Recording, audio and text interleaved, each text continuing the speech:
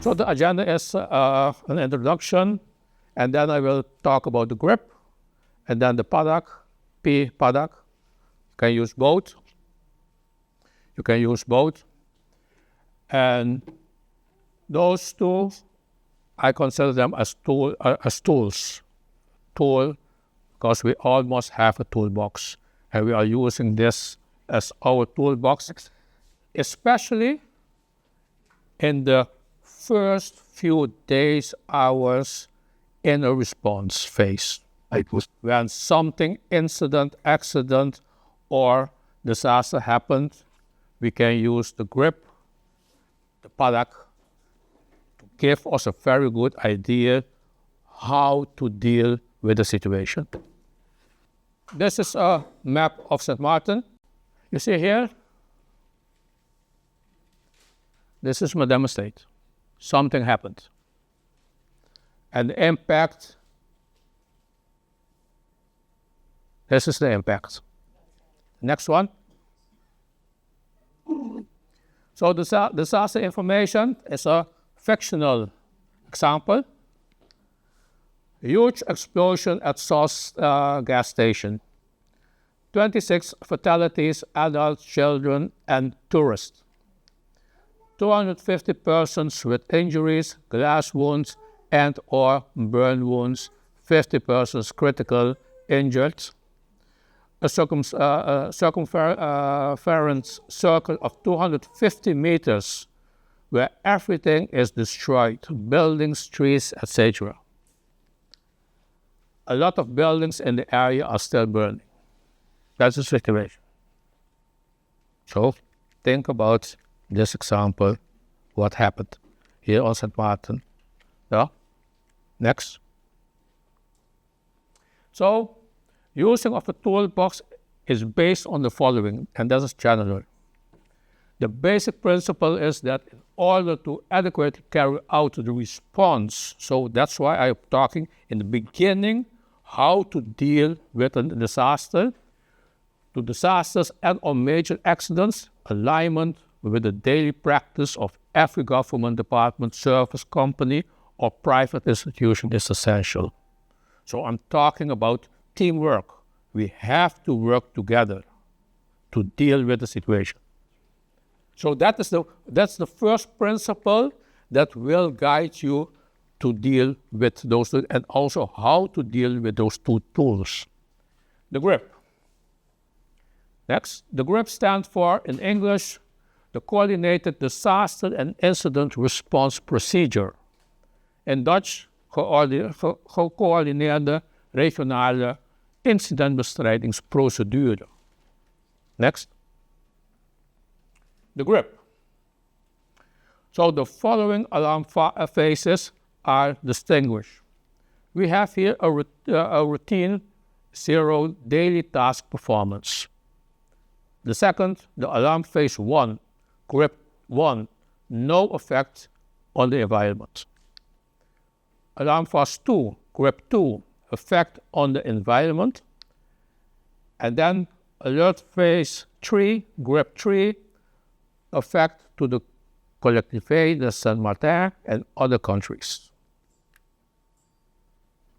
So I'm going to go deeper into each one. And think also about the example, what happened in Madame Estate. Next one. GRIPS 0. This is in our legislation, our national decree, national disaster plan.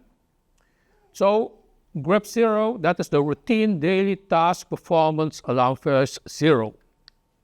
In the event of an incident that can be qualified as a routine matter, the ready operational services of the fire department, police, and ambulance services will intervene. They consult on the basis of equality with the fire department, officier van dienst in principle acting as the primus inter pares. Consider just an incident in traffic daily. So that is something that police, ambulance are dealing daily with those type of situations. So the management official of the operational surface involved in the incident coordinate in consultation in the consultation on site. In this consultation, the use of potential of ready services and measures to be taken are coordinated in an ad hoc basis. So police is doing that task, ambulance is doing that task, fire department is doing that task.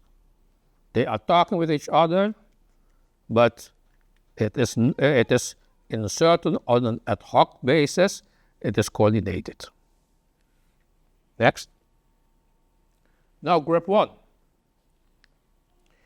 No effect on the environment. Alarm fast 1. The operational surface is operating under routine circumstances can structure their coordinating consultations by scaling up in accordance with the coordinating disaster and incident response procedure. GRIP. In the incident is local in nature, and on an incident site, an incident location command will be established in accordance with the first alert phase, GRIP 1, in this procedure.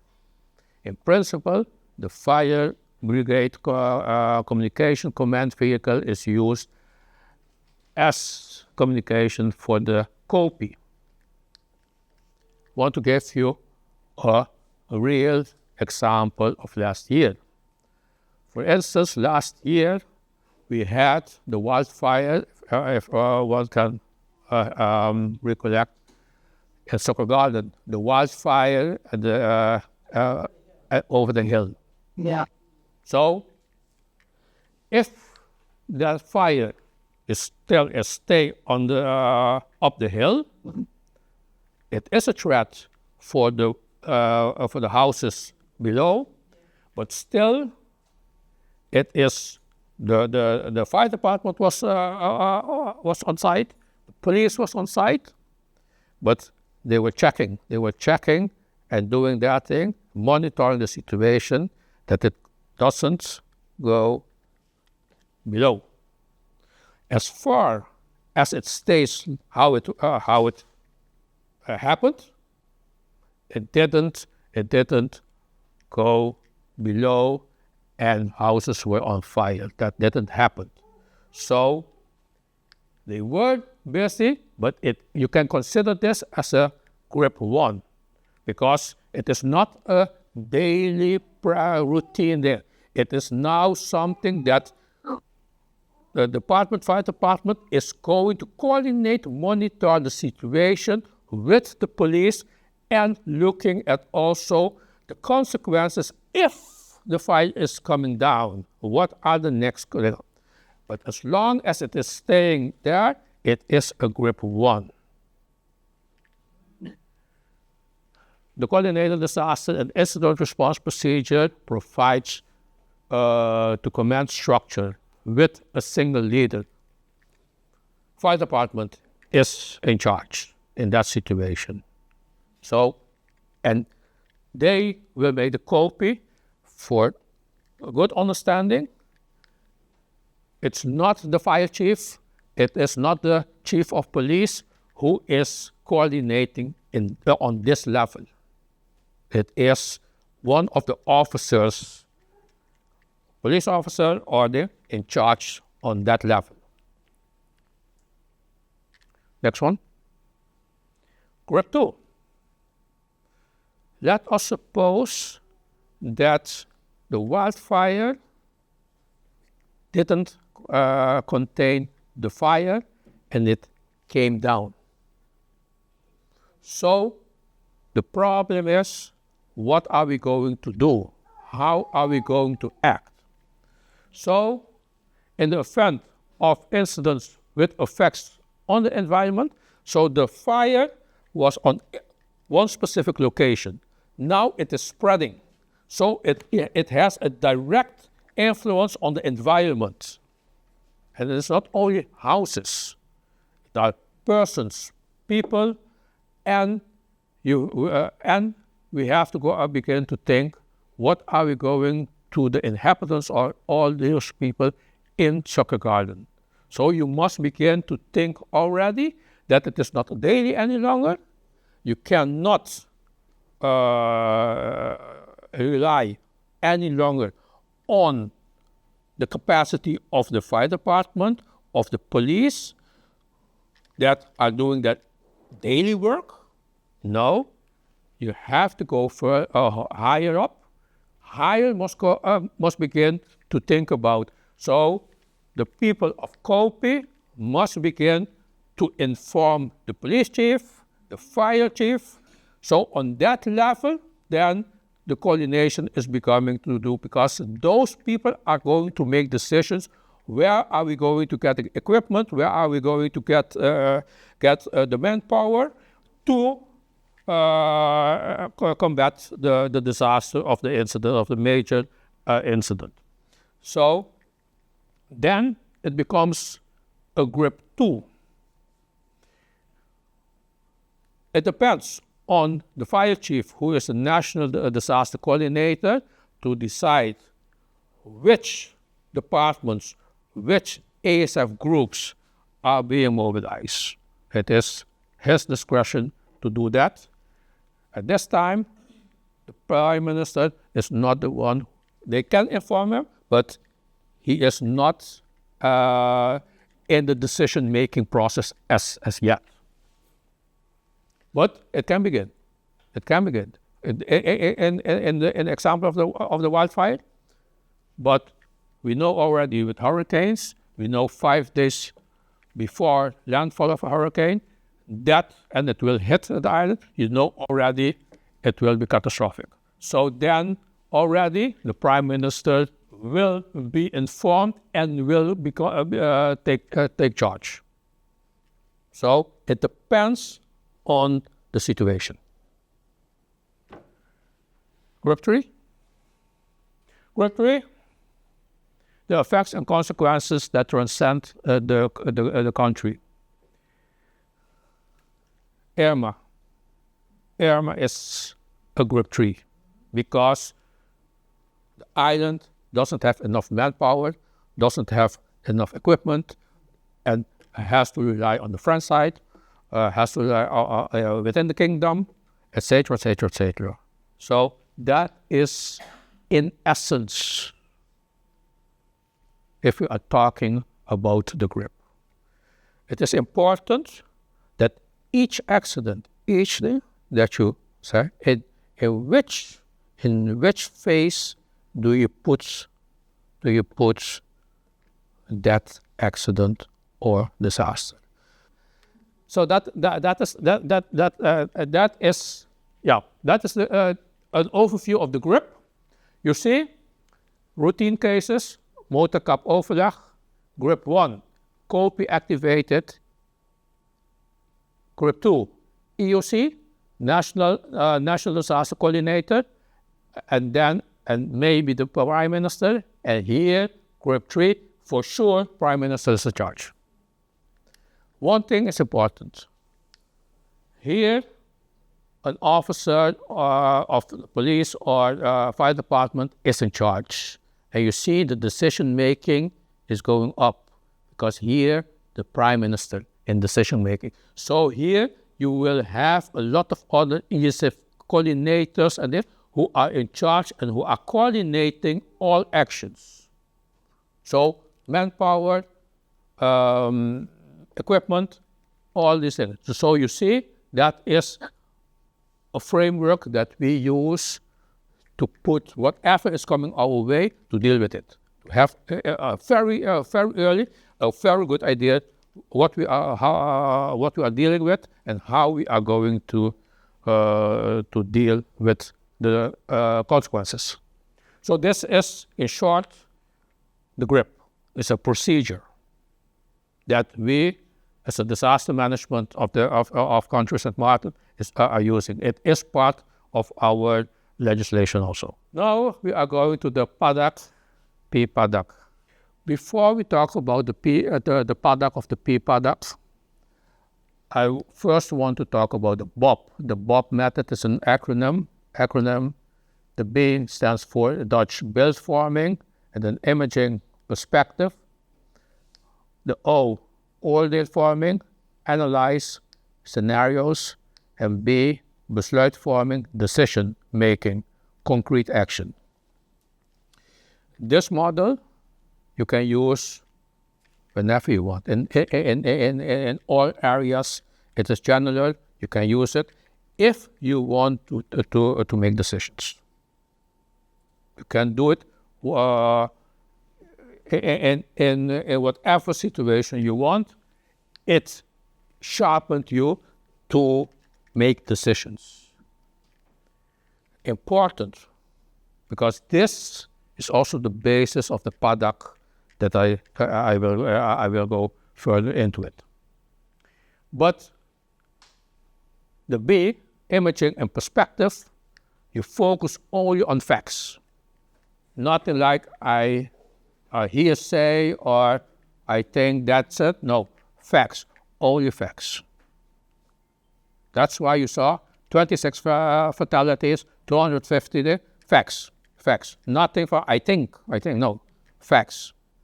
And if there are no facts, don't. You can ask what are other consequences, but you have to look at facts. And then you have to go to the scenarios based on the facts. What is the picture that I see? What do I see? What are the themes? What are the themes that I'm hearing? Is it about care for victims? Is it the mental state of your population? Is it we have to help a lot of families because they don't have any longer a house, so housing is a problem?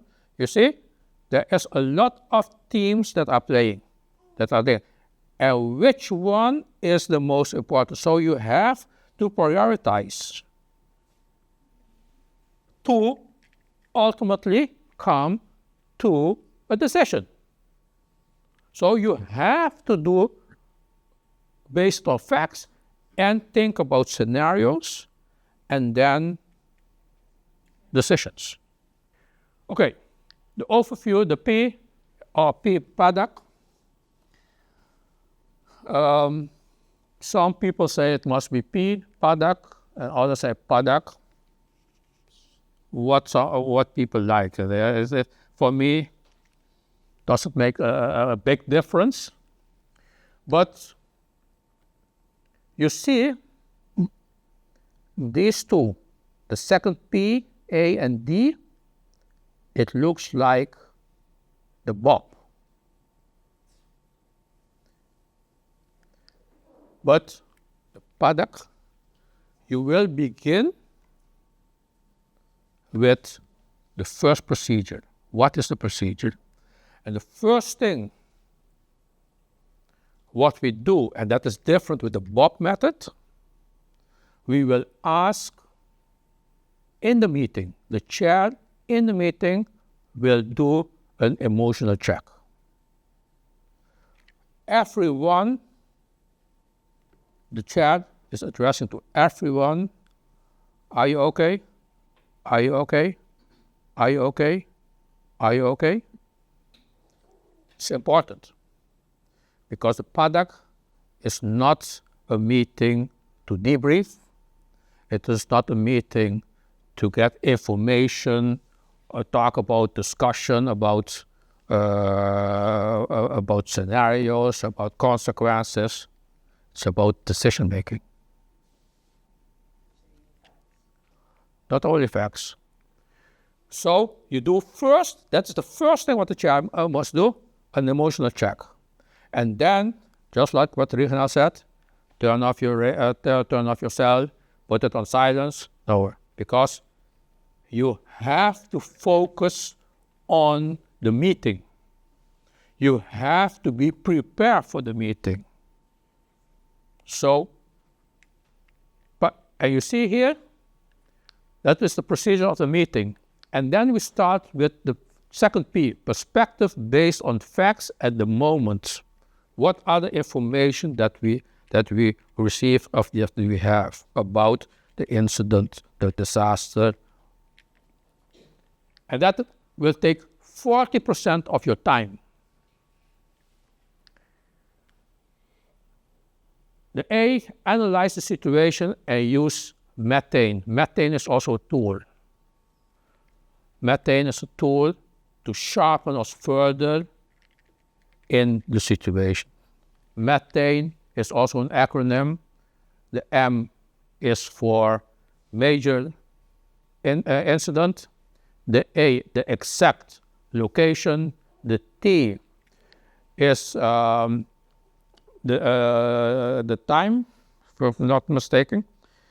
The H is the hazards. The A is the actions. The N is the number of casualties, and the A is the emergency services that is needed. No, the A is accessibility.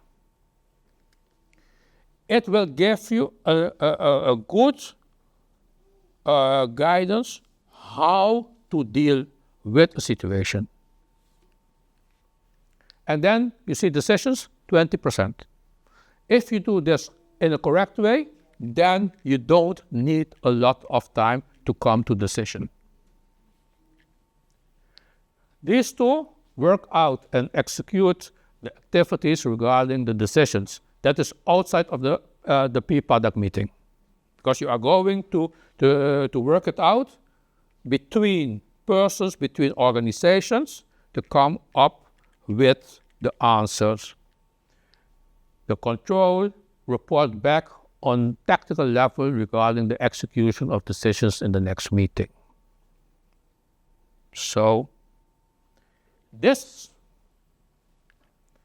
ASF7, over the years we train this, and within 30 minutes, we come to decision making. So this here was 30 minutes. We are not talking about hours meeting because we don't have the time. So that's why if you see the fictional example, the 26 fatalities, the 250 injured persons, and all of there, and also the burning houses, you have to come up with actions, concrete actions, in 30 minutes.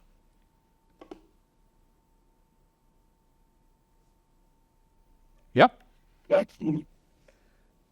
Next one. Okay, my final tips and takeaways. Execution, grip, and the PPADAC. You have to ask yourself, must I use these tools in this situation?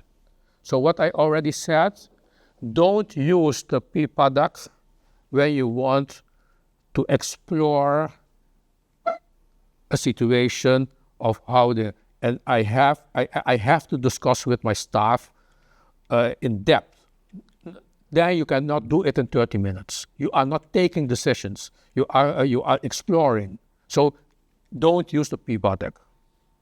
If there are emotional cases, because you can have a staff that family members are victims. So you have to take care. So you cannot do the PPADAC. You have to address first that emotional situation. So it is counter-effective to do then the PPADAC, because you have to take people are waiting. No, so you have to wait and look what is the best situation. Ask yourself, what is my objective? What do I want exactly? Do I want decisions or do I want other things? So, and also make use of other tools like methane, plotting, and visual tools. So in our preparation and when we are executing, we use a lot of visual material. So you saw also, I put a map. You see the map. You see where it happened. You see what are the things that you have to do. And one important thing is exercise meeting discipline during PPADAC. 30 minutes is so you don't have a lot of time. So go back to the first. Yeah, you see here. If I chaired a paddock meeting, I will give every representative only 1 minute to give information. 1 minute. So you cannot talk and say, I have a lot to tell. No, 1 minute. And after 1 minute, I will cut you off. Yes, I agree. Because it is a decision making. It is not talking. Because I saw that happening in Curacao in an exercise. After 1 hour and a half, no decision was taken. Wonderful. Okay, there we go. And then paddock is time bound, 30 minutes. We are training to, in 30 minutes, there are decisions, so that the ASF coordinator can go upstairs and say, those are the actions that we are going to take. What's important? You must have information training about risk management, because when you come in a paddock already, that you know already, okay, I have to have the knowledge about all those type of risks that can play a role. So that's why I'm saying, when we are talking about is it group 2 or group 3, because then you will see already, okay, what are the there are still buildings on fire. So evacuation, do we have enough transportation? All these things there. We have to fly out. All these type of things we have to begin to think already, and what are the risks there? So scenario thinking. Never think in one plan. Some people say, man, I have a disaster plan. I took everything into consideration. No, that doesn't exist. No. You must have a plan A, plan B, plan C. And also team building. Because the team that you work with must trust each other, must respect each other, and that is not always something that you will have. And you have to train that. You have to talk with each other so that they know exactly how to deal with the situation. So hurricane jollification is a time-honored tradition in our society, and it blends resilience with cultural expression. It is not just a singular event, meaning that it happens one time and then you forget about it. It is a way of life. And it reminds us that even in the harshest of conditions, we can, with unity, with support, we can overcome any adversity that comes our way, and that includes natural disasters such as hurricanes. So who are we? The St. Martin Foundation for Psychologists and Orthopedagogen, and that is a Dutch term for educational diagnosticians. The organization was established in August 2014 and consists of 4 board members with the support of allied professionals. And the organization also focuses on culture-sensitive approach to the field of psychology and pedagogy and research. Next slide, please. So my question to you, ladies and gentlemen, because this is not our usual lecture series. It's going to be very interactive. Yes, I see the engagement in your face, like you're ready. It's going to be very interactive this evening. And so my question to the beautiful audience is, who has ever experienced at least one hurricane? Most of you. Most of you. So we're familiar with the effects of a hurricane. Next slide, please. And so your task is to discuss with your neighbor. You can do it in pairs, so 1 and 2, or you could do it 3 persons. Discuss with your neighbor what physical sensations, so the bodily feelings you experience when you think of a hurricane. And we have a list of physical sensations. We're starting with 7 categories from the brain, the face, the chest, the body, hands, muscles, voice. So discuss with your partner what physical sensations you experience. So you've had an opportunity to discuss with your partner the physical sensation you experience when you think of a hurricane. And what are some of the sensations that you feel? Headache. Nervousness. I was scared. You were scared. Very much. I heard diarrhea too as well. Headaches, fear, I get cold. cold, Yeah, like anxiety. anxiety, It's not there, but the anxiety causes me to get cold. and that can happen. And I heard earache too as well. And so in viewing this chart over here, were you able to identify with some of the categories? And some of you mentioned one, but sometimes we could experience a combination of symptoms. And the purpose behind this exercise is to show us too as well that hurricanes can cause distress.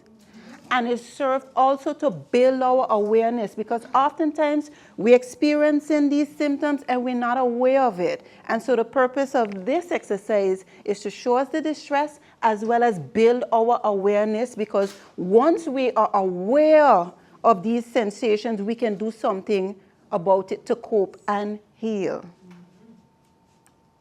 So we spoke about physical manifestations, so sensations. Now, our next topic is the images. So the physical sensations you feel, but when we also have the mental image that comes to play. So what images come to mind when you think of hurricanes? Destruction. I heard one time, destruction. What else?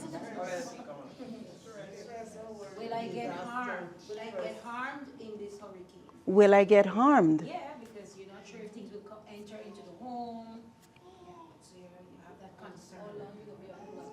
So for your personal safety, I heard also destruction. I heard how long am I going to be on lockdown? What else? What else images come to mind when you think on hurricane? Like no water. Electricity and no water. Communication challenges. So you may want to communicate with your family, but telephone lines are down. What else? Will the food last enough? That's food security. Food security. Will we have enough food and water to sustain ourselves and our families? These are all valid concerns. And here we're seeing that hurricanes can present not only physical sensations, so issues within our body, but the images that we think can also impact our health. So it can impact it impacts not only the infrastructure, because most of the time when we think on hurricanes, we think on buildings, surroundings, but we don't think of our mental well-being and how it impacts our body too as well, because what affects us mentally will impact our body. And so I have another assignment for the beautiful people. Next slide, please. So now that we know how hurricanes make us feel and what images come to mind, I invite you to share experience about hurricane preparedness. And so in reflecting now, because oftentimes we're just busy with the day-to-day day-to-day busyness of life, but we never sit the time to sit down and think, what are some of the best practices that I utilize? What are some of the best practices that my elders utilize that may be valuable for me today? And so this evening, we're going to be sharing going back to that topic of jollification. Hurricane jollification as a traditional practice. Because we heard about a lot of physical preparation. We also heard about working collectively to not only prepare your home, but to prepare the community. And so hurricane jollification as a traditional practice, this is one of the ways that we have practices that we have utilized as a society to help us not only prepare for hurricanes, but as I mentioned earlier, that it is a way of life, a practice that has sustained us across the generations. So when you think of jollification, what comes to mind? Because this term could mean different for different people depending on your culture too as well. So what does jollification mean to you? A moment of happiness. Yes, and coming together. Coming together. Celebration. It seems to me it means like putting things together, Helping, putting things together. It's a part. Coming and cook together. Cook together. And I heard party. I see some people ready to party. And what else comes to mind? Sharing and moment of sharing and caring. And remember, we mentioned that mentioned earlier that it is not just a singular event, but a way of life. You know what's so interesting? She had asked you, how do you prepare for a hurricane? And what I heard was a lot of individual acts. And then she asked, how did the elders prepare? And all of a sudden, we heard the collective acts. That is what we want to go back to. You see, we have a lot of good things in our culture. Nowadays, you have labels for everything. But in our culture, the labels that we have now, mental health, and they were always there. It was always there in the things that we did. So the next slide. So we want to zoom in now to hurricane jollification. Yes, there's such a thing. Not party, but hurricane jollification. So what do we mean by this? It is a family, community approach to hurricane preparedness, coping, and recovery. So it means that families and groups and communities unite, right? Unite to support one another before, during, and after the storm, right? So there is such a thing as hurricane jollification. So let's zoom in on the family and what that could look like. This is not new information. It's in our DNA. We have always done it. I'm just trying to highlight it because we have been doing things for centuries that has contributed to our emotional and our mental well-being. These ain't new things. The things that they come with now, they think it's new. But those are not new things. All right, next slide. So what could that look like in the family? It's about the we. I think in this moment, what families should be doing, because now we are in June, this is the opportunities for families. So not only the nuclear, mother, father, children, but maybe grandfathers, grandmothers, aunts.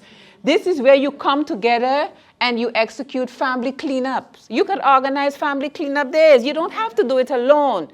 So you go maybe to your aunt's house one day, you go to your grandmother's house the next day, your brother's house, and you do it as a family. When you do this as a family, it alleviates stress, it creates a bond, and you have this sense of community, right? Create opportunities to discuss hurricane anxieties. My colleague had asked about the anxieties, the physical sensations. I think it is important as a family, and I'm going to get to the community, that you sit down, whether it's under the mango tree, under the tamarind tree, and you give the kids and each other the opportunities to talk about the fears that you have. We have to talk, because when we bring it out, then we will be able to know what each person is feeling, right? Share positive hurricane stories. Create your own. You have young kids. In order to prepare them emotionally, mentally, it's important to share stories of resilience with them. And if you don't know any stories, make up stories. And if you can't make them up, there are a lot of books about hurricanes. So this is a way for you to prepare emotionally and mentally as a family. Next slide. And some of you mentioned this. As families, you share your resources. That's what jollification is about, right? The women, they would bake the Johnny cakes, and while the men would be outside working, but during hurricane or before, you share what you have. You check in on each other. Good morning, neighbor, how you doing? You do that before. During might be difficult, but after. We visited Colombia. I always give that example. And in Colombia, these are the things that they do even outside of the hurricane season. Jollification is for them a way of life. Good morning, good afternoon, how you doing? Cook for and with each other. Those are things that would help to sustain us. And remember, hurricane jollification, it's not an individual act. It's a collective act because you share the burden. A lot of times we do things individually and that gives us more stress, right? All right, next slide. The community. Community could be a church community, it could be a neighborhood, it could be whatever. Organize community efforts around neighborhood cleanups. Who does that in their community? Don't wait for Vromi. I ain't talking about Vromi. Who does this in their communities? In Don Beach. All right. Exactly. True. And if it is a way of life, you should do it even outside of the hurricane season. But nowadays, we all wait for, I guess, public works and whatever to come and do this. But what if communities organize, church communities even, what if church communities organize? And we say, you know, we are going to do that in our community. It's not against the law, but it's a form of jollification. You are preparing, right? Identify and support neighbors in need of support. Do we know who our neighbors are, number one? Good. And do we know what type of support they would need in the case of a disaster? Clean up. Notice how their livelihood is. Yes, you can pinpoint certain things. Okay. Just by observing. Okay. Okay, great. Next slide. Check in on each other before, as I said, you do that in the community before and after the storm. Share your resources. Make deliberate efforts to socialize and have fun, play games, share stories. After the hurricane, there's no electricity, right? So, as they said in Colombia, for weeks, this is what they would do every single night. You see, it leads to less social isolation.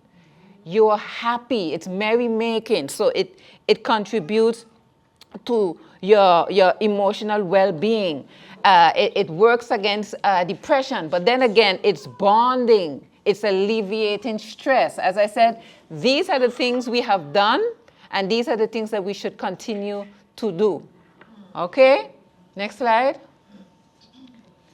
Create opportunities for relief from overwhelming tasks. Sometimes, after a storm, some families, maybe single mothers or what have you, are overwhelmed. And maybe what one of us could do, if we are up to it, is go and help out with the kids or do some grocery shopping, even for the elderly. Yes. That too, we consider to be jollification because you are assisting. It's not an individual act, it is a collective act.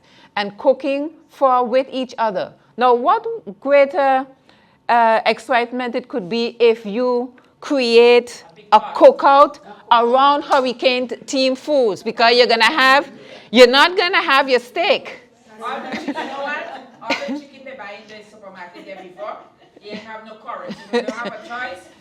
Put everything in a pot and cook it up. Yes. The tree fall down, the banana tree Precisely. fall down. Pick it Precisely. up, cut it up, Precisely. and make one Yes. And imagine, and you're doing it And you're doing it, Jackie, you're doing it together. The point is that we are doing it together just as the elders did. But nowadays, a lot of us, we are isolated and we are all alone. That does not contribute to a good mental health. This is what's holding us back. Exactly, the phones. Yeah. But So when Karen gone, we can't charge the phone. we have no choice. We have no choice. So now that you say that, even in these days, maybe in communities, what communities can do is they can organize these evenings and say no cell phones. All right. Next slide. Organize post-storm cleanups with food and music, because we have to have our music too, you know, and food. Post-hurricane support circles for sharing and healing. What do I mean by that? The elders did this. Again, you are sitting under a tree, you playing your dominoes, but you're talking about the storm, you know. Boy, last night, you are sharing, that's healing, they did that. So I'm saying what we are coming, we psychologists, right? We come with new things thinking that it's new things, but it's not. We have always done these things. It is just that we have not necessarily put a label on it. But now we are labeling everything, and it seems as if it's new. But ladies and gentlemen, these are the traditions that have sustained us and will continue to sustain us if we go back and we fetch it. We just need to bear that in mind. We have always done these things. And while we are sharing and playing our dominoes, create a little space for the kids also to play and act out, because we have to think about the children, right? And their well-being. This all contributes to their emotional well-being. So with that being said, the next slide, wisdom sharing. So based on what you have heard so far, what additional wisdom would you like to share that will benefit families, I would say churches, communities, during this hurricane season? Because our focus is on hurricane jollification, which is a collective act, which contributes to emotional and mental well-being, which helps to build resilience, which helps to strengthen social bonds. What additional wisdom, because you have it, would you like to share during this hurricane season?